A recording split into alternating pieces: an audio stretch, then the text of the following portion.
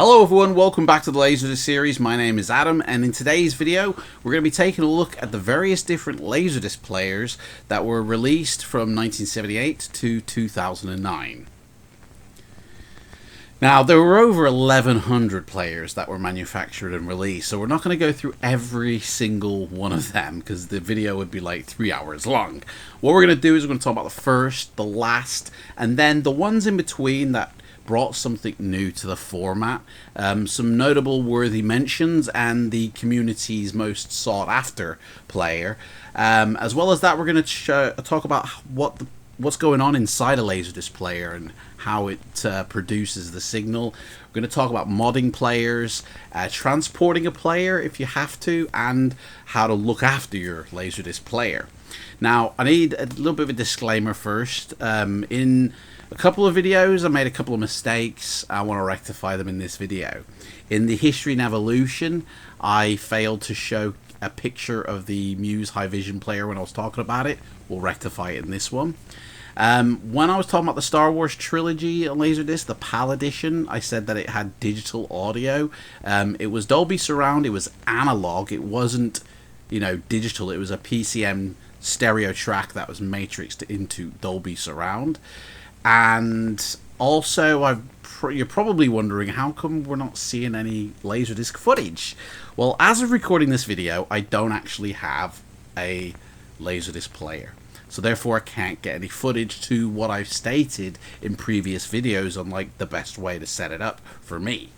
Obviously, when I do get a Laserdisc player, I'm looking out for the DVL, is it, or the DLV 909? That's the one I really want to get, but I'll take a 515 if I have to. Then I can showcase some video footage. At the end of the day, there's loads on YouTube. I didn't want to rip anyone off by taking footage from YouTube, so that's why there's been no Laserdisc footage. Back in 2016, I had like 340 discs and a Laserdisc player. It's where I got all my knowledge from. And I mean, I downloaded the collection I had, and I had some really rare ones in here. And I'm going to do a separate video on this because it's really interesting on basically what I lost.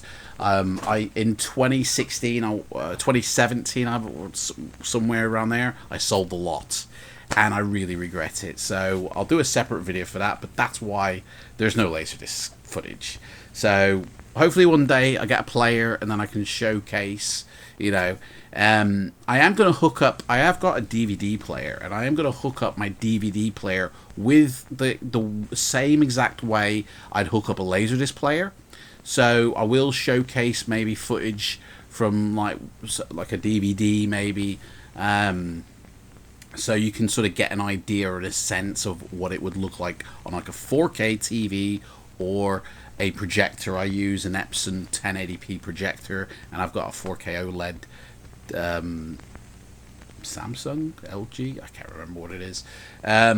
So yeah, I'll do that in the future. But let's get started, shall we? So as you know, Laserdisc came out in 1978. The very first Laserdisc player, it wasn't Laserdisc back then. It was from Magnavox, actually, the old Leonard Nimoy demonstration.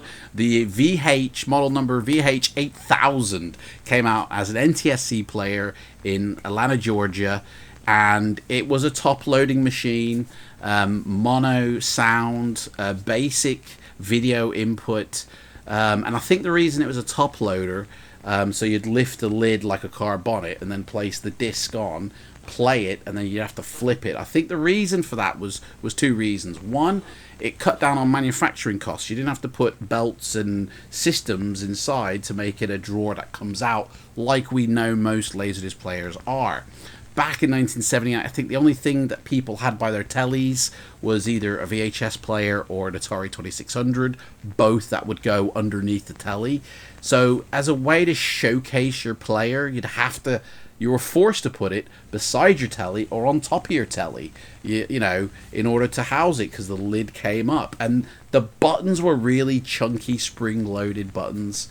So I think that was the design in a way to show off to your friends and family, hey, here's go. DiscoVision player here, and I got Jaws. We can watch. You want to watch it? You know, it wasn't very good quality, but it was the first one, so it's worth mentioning. Now we're going to skip a little bit ahead because 1982 was the PAL version of this player, the model number VLP 600. Basically the same machine, but with a remote control. Now, it was due to come out in 1980 originally, but there were some manufacturing problems, and so it got kicked back to the tail end, like just before Christmas of 1981.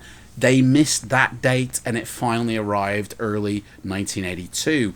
A full, like, 4 years after the format had launched, it finally made its way across the Atlantic to the UK. And, I mean, it was £500 when it first launched.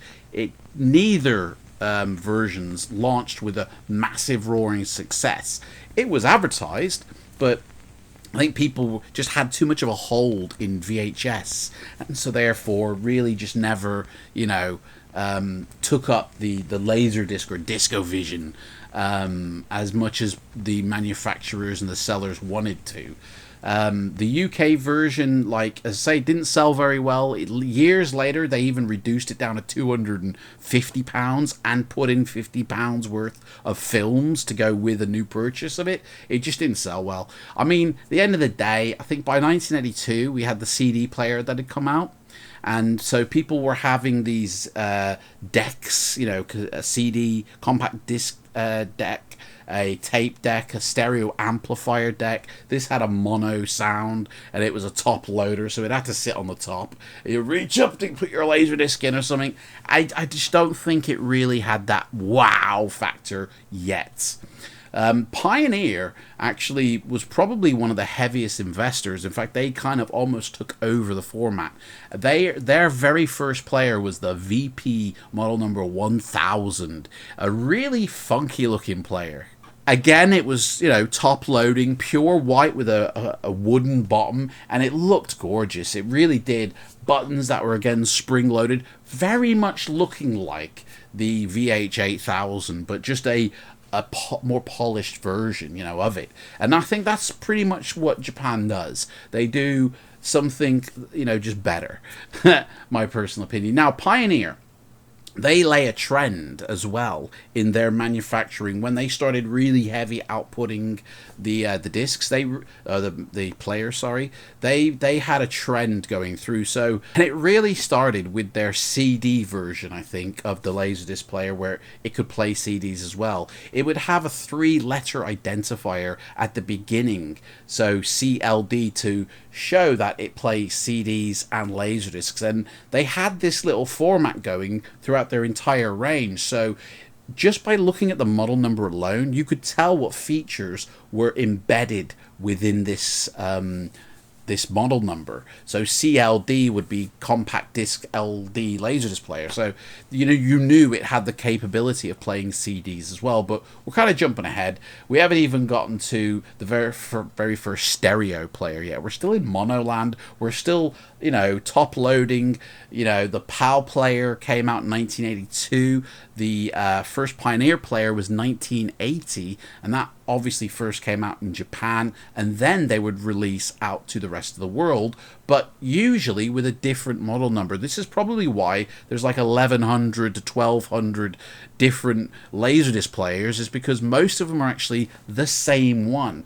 Generally, what Pioneer as well would be most sort of doing is they would release a player with a certain model number out in Japan, and then with the same specs, but maybe it just looks a little differently, or a different color. The buttons might be in a different, you know, arrangement, but inside exactly the same. They would release it to America, but with a different model number. They would release it to the PAL region, but with a different model number.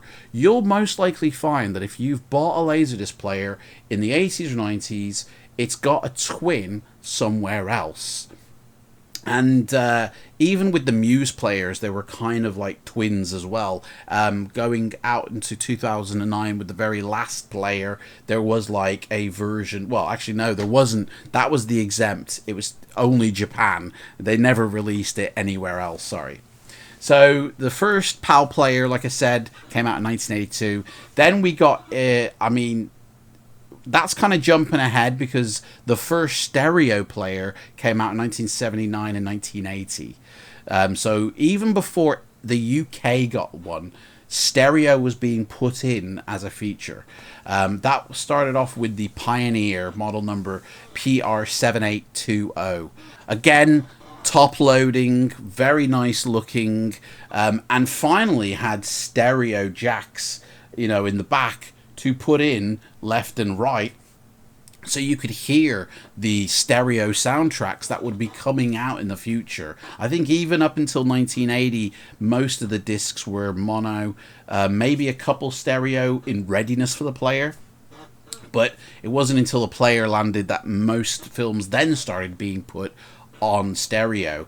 And it wasn't until 1984 that the very first front-loading player would be released, the LD700, which again looked very much like the one that they released before, the PR7820, but with a front-loading tray, which meant it had more mechanics inside, more belts inside to push a drawer out, and then you'd put your disc on top, and the drawer would slide in and it would play. Not both sides just yet, we haven't got to that point yet, that wouldn't happen until a few years later, but at least you could now stack it in a system within your arrangement of receivers that were coming out, you know, stereo receivers dedicated for the home cinema, as well as your tape deck, your CD deck, because now CD had already launched by 1984. So and the ability to play a CD came out in 1985.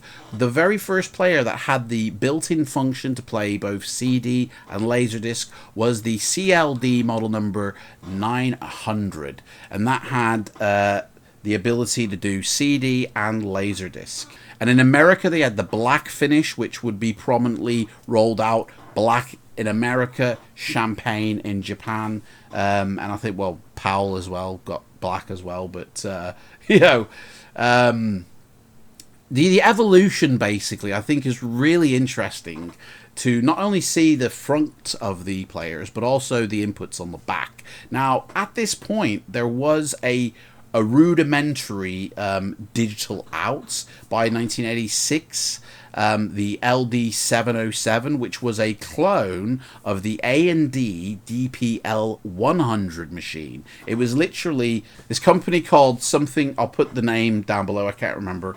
They brought out the DPL100, and then Pioneer basically faced it and called it the LD707. Now, this was the very first sort of digital out. Now, it's not a digital out as we know it with a Toslink. That wouldn't come until later on with the CLD 99S.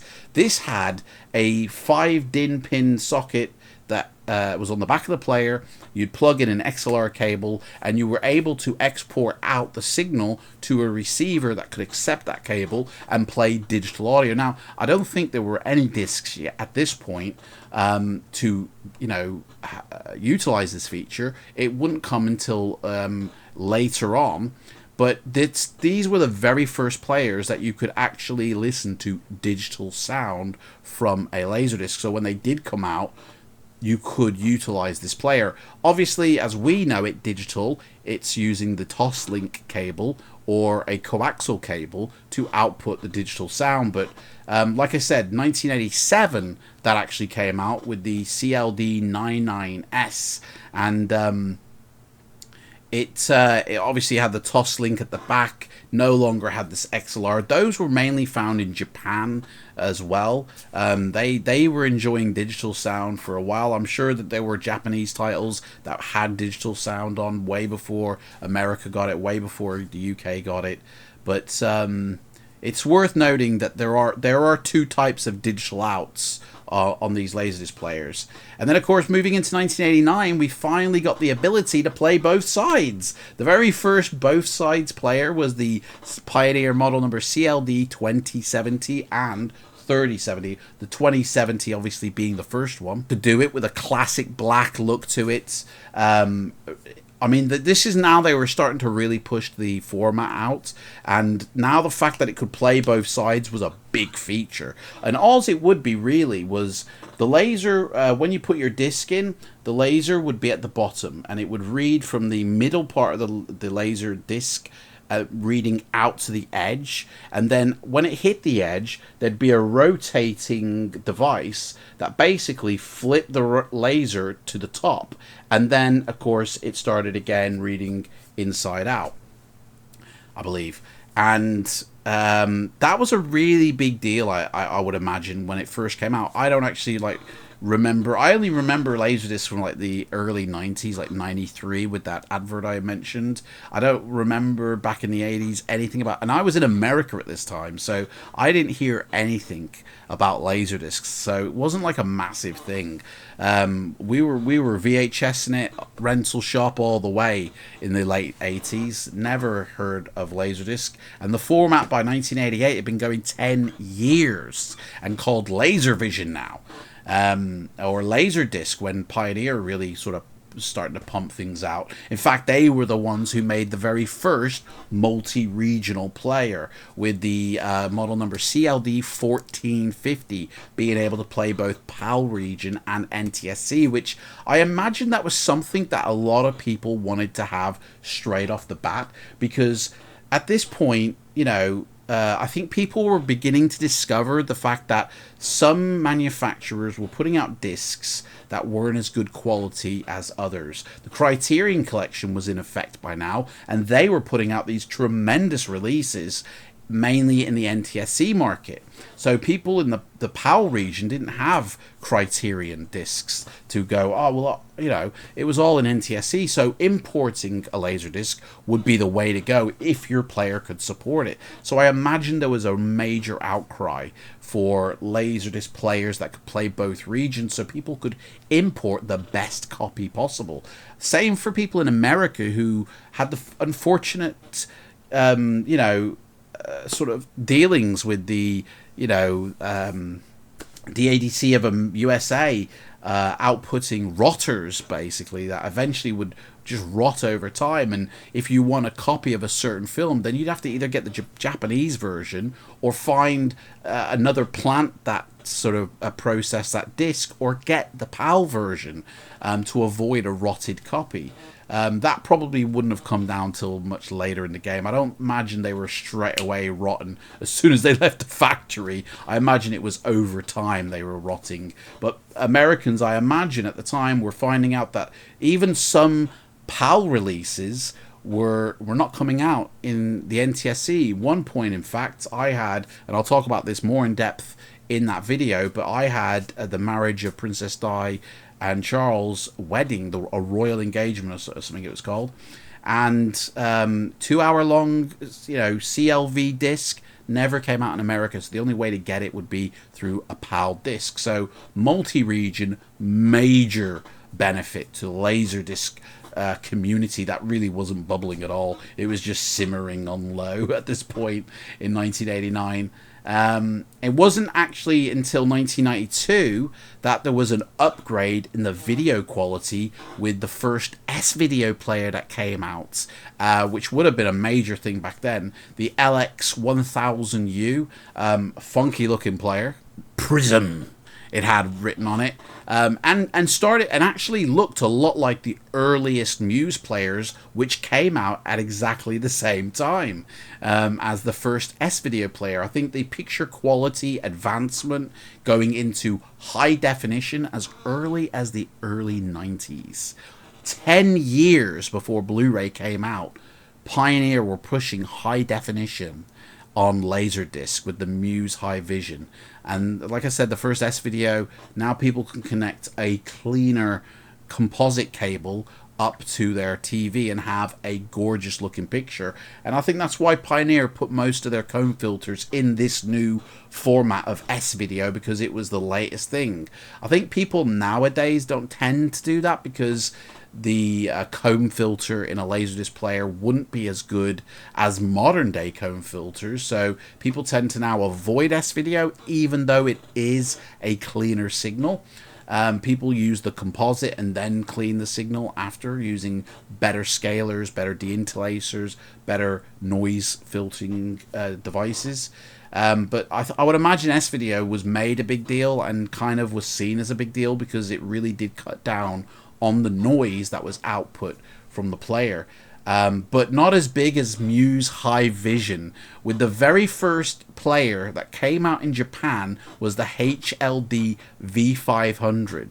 And honestly, it looks like a beast. Honestly, it looks like an industrial player, this thing. And High Vision system, like, it honestly looks like the device that records the discs, you know? And it was the very first high definition Laserdisc player, playing 1030i or 1035i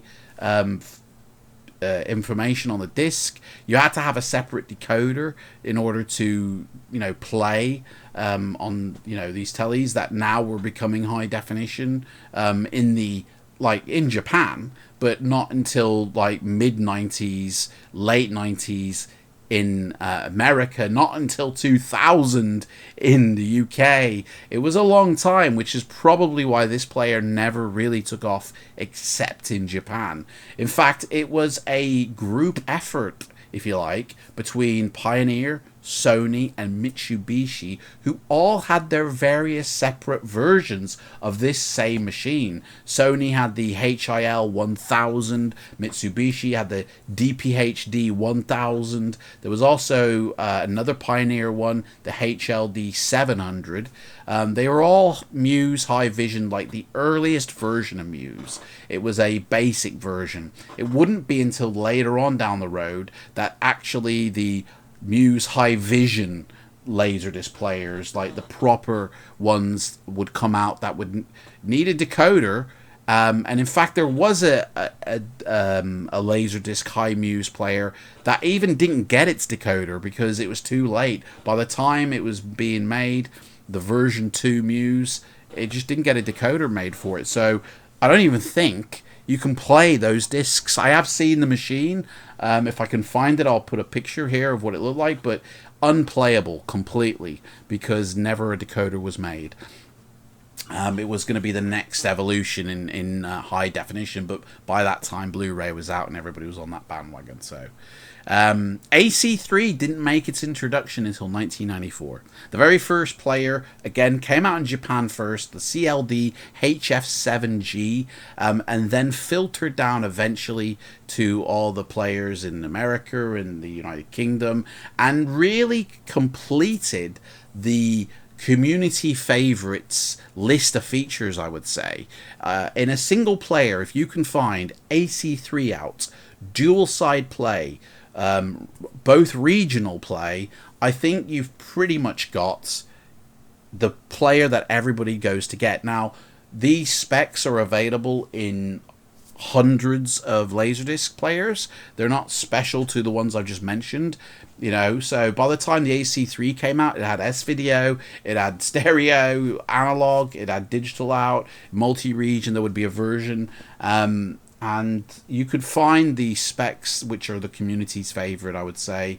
Being able to play both NTSC and PAL, having double side play, having AC3 out with the analog out, and multiple picture connections is what people look for, I believe, when they're now collecting laser discs. And don't forget, like, every player has a twin somewhere, you know. That was, you know, output just in the UK, and then there'd be a twin in America, or even a multi-regional player would have the same one in Japan, but in a different model number. And then, of course, the DVD era came out, didn't it, in the 90s? And in 1996, Pioneer put out a player, their very first one that combined the technology of both DVD and Laserdisc, the DVL9. Now, this player was average at both, and that tended to be what happened when you had an integrated DVD player within a Laserdisc player. Profits were basically split between the two technologies, and it would be just an average version of both. You could find better of each in other players that came out at exactly the same time. And of course, the very last Laserdisc player that came out was in 2009, the DVL 919, Japanese only by this time. Gorgeous looking, absolutely champagne, mwah, chef's kiss. And believe it or not, Pioneer actually continued to service their players until September 2020. So if you had a Pioneer player, you could take it to one of their little people's shops, and they would still service it for you if it broke up until September 2020, many years after the format died. Unbelievable, that, really. So quickly we're going to go through now notable mentions. Okay, notable mention is the Pioneer LDW1. This was a Laserdisc player that could hold 2 Laserdiscs. So it had 2 drawers that come out. You'd put the discs in both drawers, put them back into the player. It would play side 1 of disc 1 and then quickly flip around for, you know, side B.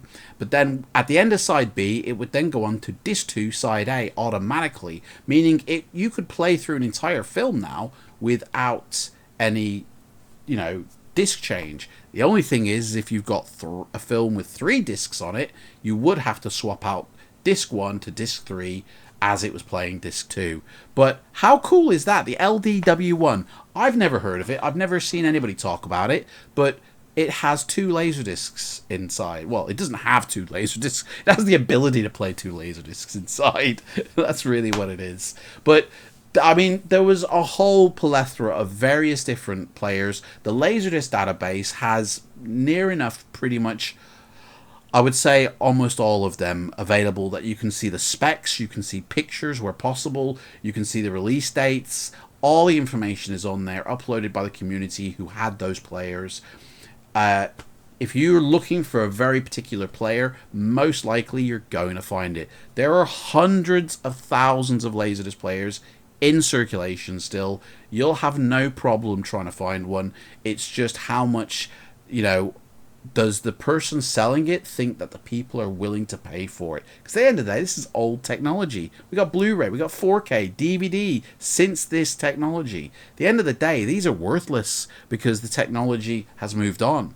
So the amount you pay, which we'll get into in the buying and collecting video, is really down to how much they think you'll pay. Okay?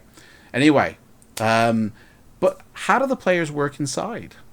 Well, when you put your disc in the drawer and the drawer shuts, there is a laser inside. I'm going to use this DVD, this Blu-ray as an example. You know, pretend this is a laser disc and I'm a giant. You know, you put your laser disc in the drawer and there is a laser already in there, player, when you put a disc inside. Well, let's say we got our copy here of Titanic and we want to play it. So we'll take our disc out. There's 2 discs in this version. This is the NTSC version. So we've got, it says here, side 1, 2, 3, 4. There's 2 discs. They're both side 4. Now, if it says no items on this side, then there'll be nothing on that side of the disc. But in actual fact, it will be the other side of the disc for reasons you'll understand. So we find our disc 1 and we go and we pop it in. So we've got our disc here. We're going to put it in the drawer. We stick it in the drawer like this. And then obviously there is a laser inside, which then as soon as it takes the disc, it reads the disc initially to determine what type of disc it is. Is it a CLV disc? Is it a CAV disc? As it's doing this, the laser's moving into place, and then the disc will start spinning according to what type of disc it is. CAV discs will spin faster than CLV discs, I believe. Could be wrong about that. I'll put it here if I am. And that's because one's extended play, but one of them has the freeze frame, you know, feature. One has half an hour, the other one has an hour. So I would imagine that the CLV would be the fastest spinning one. But anyway, it spins up according to what type of disc it is. And once it reaches its optimum speed, the laser reading and it says side 1 here, it's actually reading side 2. So it takes the laser, reads. Now, on the tracks of these discs, it's literally kind of like a vinyl record. There are circular tracks that go from the inside out. And the laser picks up on the first track and reads it. Now, on a CAV disc, when you pause it, the laser just stops moving. That's all it is. And it's reading, because the laser disc is still rotating, it's just reading the same frame over and over again, and that's what the freeze frame on the screen is. On a CLV disc, you'll probably get a blue or black screen, or a fuzzy looking VHS if it has digital memory. But basically, the laser will scan along, I don't know if you can see this, will scan along the edge of the disc to the very end. Now, if you've got one that has the ability to play both sides, there will be this device inside, which I wish I had the actual device, but to show you. But there will be a device inside that basically will rotate, okay, and flip the laser pickup to the other side.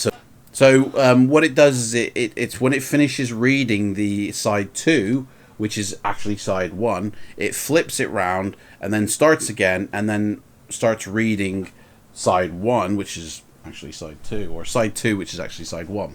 It's a bit confusing. Basically the sides are reversed around because the laser will start reading the underside of the disc first. So that is your side 1, even though the label will say side 2. And that's basically, you know, how it reads a disc. Now, the laser bounces off the disc, and on the disc, obviously, there are pits, there are lands that bounce the signal on the disc, which is just, you know, the divots and the rises, just like a CD, or bounces the signal back up to a little tiny mirror, which then points it to a sensor. Now, this modulated pulse signal that is sent through the mirror effectively to the sensor, it is then decoded, demodulated into picture and sound, which is then output through a circuitry board of like a comb filter if it's through S-Video, or in through the circuitry of the system, and then output through the video outs or composite, SCART, whatever the case may be. And that's basically what's going on inside a Laserdisc player. Now, I think it's worth noting that looking after a player, you can imagine that there are many moving parts inside a Laserdisc player. They're very heavy, but they're very fragile at the same time. The laser pickup, which is on a track, I forget what the name of the track is called, that is just basically like a metal rod with the laser caddy on it, and then that caddy can rotate if it does dual side play. But that metal rod, you know, can fill with dirt over time, dust through many use of play. And you know, the manufacturers, when they first put out these players, they've greased that track. Now, that industrial grease, and you can get it at, you know, pretty much anywhere still, will eventually dry up with many uses, many ins and outs every time you open the drawer. And it's this very reason that a lot of drawers don't open, because there's no slack on that track, on that rod, for the drawer to come out. So greasing that rod up, you know, giving it a good old grease, will get things moving again effectively.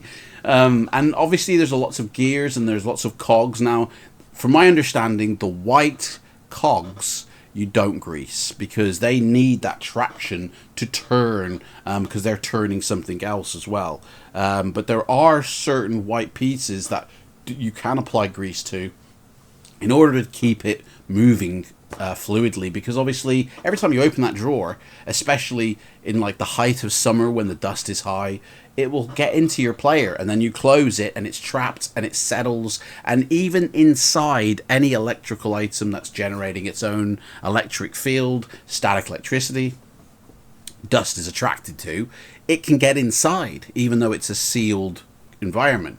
And you know, obviously the spinning of the disc will blow out the back grate, a lot of it, but some of it will stay, and it can, over time, over many uses, start to corrode your system in terms of just clog it up and it won't play. So looking after your player, you know, you want to unscrew the top, you want to dust everything out, get it, like, careful with like an air compressor, like, you know, firing air into it, but just basically give it a blowout, give it a dusting inside, grease up the rods every now and again, make sure everything's moving correctly, get the drawer to open when you got your top off, and you can not your own top, when you've got the Laserdisc player top off, you know, and have a look to see how things are moving and how it should be moving, and what you could do to, you know, basically give it a little bit of a clean. I would say once a year minimum, at the very minimum.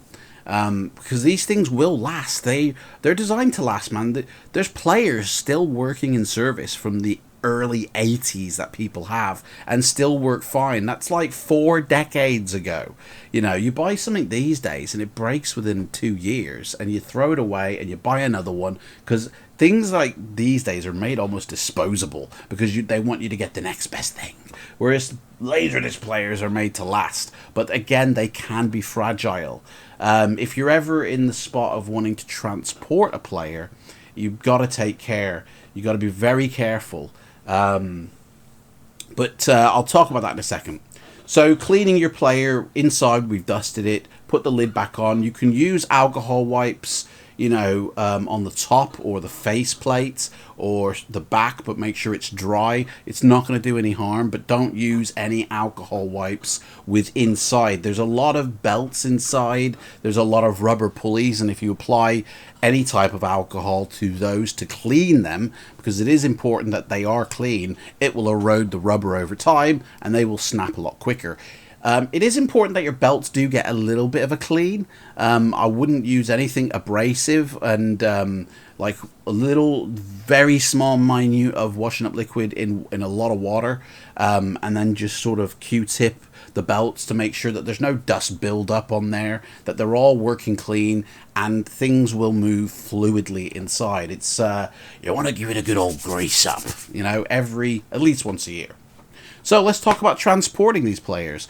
Is it advisable? Well, a lot of people will just say flat out no. If you buy a player from overseas or from somebody who isn't in your local area, you know, more than likely you're going to get it and it's going to be fine when it left them, but when you get it, it's not going to work in some sort of fashion. And at the end of the day, it's true and it's not true. It is a bit of a dice roll if you're sending it through the general Royal Mail carriers, you know, of the countries. If you're sending it through a dedicated one like DHL, then they tend to take care of a little bit more of what they're handling. But it can be still a bit of a dice roll. There is a way you can definitely pack a player, though, that will ensure it gets to its destination in one piece and that it ain't broke. Because there's nothing worse than spending a lot of money on a player that you've never been able to source locally, and that you see like abroad or in another country, and you pull the trigger on it and they say it's working, they've shown you a video of it working, you get it, error code comes up and you go, what? You know, it can be really frustrating. So obviously we'll get into the buying of players in that video, but in terms of if you were transporting it to somebody, there is a way. Obviously, like if you have the original box, it'll have the original polystyrene more than likely. Now these players are kind of almost designed to be transported around a little bit, because, you know, when they manufactured, they would be put on a lorry or they would be put on a plane or a ship, and then they would be sent to a warehouse, handled, moved around, and then put in a little smaller van, sent out to a shop. Then that person would handle, move around, and eventually the owner would get it. And so, you know, they're kind of almost, in terms of the original packaging, designed for this transportation. Maybe the sort of each country's sort of usual postmaster system has changed slightly, where people slightly give an AF, you know, about things. But I think you can transport a player if you set it up right, and if you don't have the original packaging, that's not a problem. So let's say you haven't got the original packaging. Obviously you want to get a box that's big enough to house this thing in with extra room to spare. You want to put some polystyrene on the bottom beneath the player. You want to make sure that the player ain't going to shift around in that box, that it's actually cemented in place as a whole. I personally, and people might sort of go, no, don't do this, but I personally would unscrew the lid off and of the player and take out the drawer. Okay, now this means that the person at the other end is going to have to put it back together, but you can send them instructions. It's very easy. It's so easy to take the drawer out. It's a couple of notches to you know, once you take the lid off, which you just screw off, that's it. There is a couple of notches, and then you can pull the drawer out, even if it's not coming out, because some of the problems might be that, oh, the drawer doesn't open. You know, how do I investigate it? Well, you need to take it out first. So there's a couple of catches within inside that you just uncatch, and then the drawer will freely come out. Obviously the machine's turned off at this point.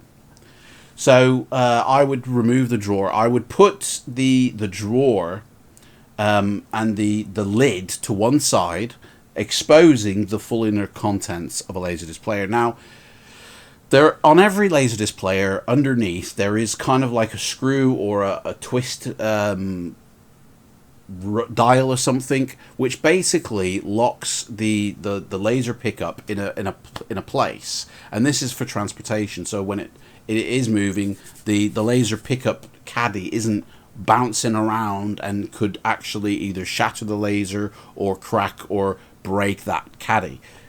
So when you get one through the post, you do need to unscrew in order, otherwise the laser ain't going to move. It's just going to come up with an error code straight away, and you're going to go, ah!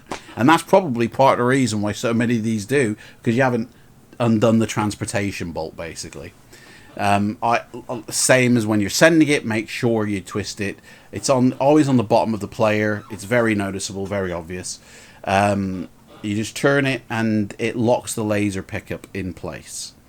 So when we're looking at it, looking down on our box now, and the Laserdisc player is within the box on top of some polystyrene like sheets, not like the little peanutty ones, but actual slabs that completely are on the sides and underneath, and you know, go up to about halfway up the actual player itself. This will lock that player in place, and it won't be shifting within the box.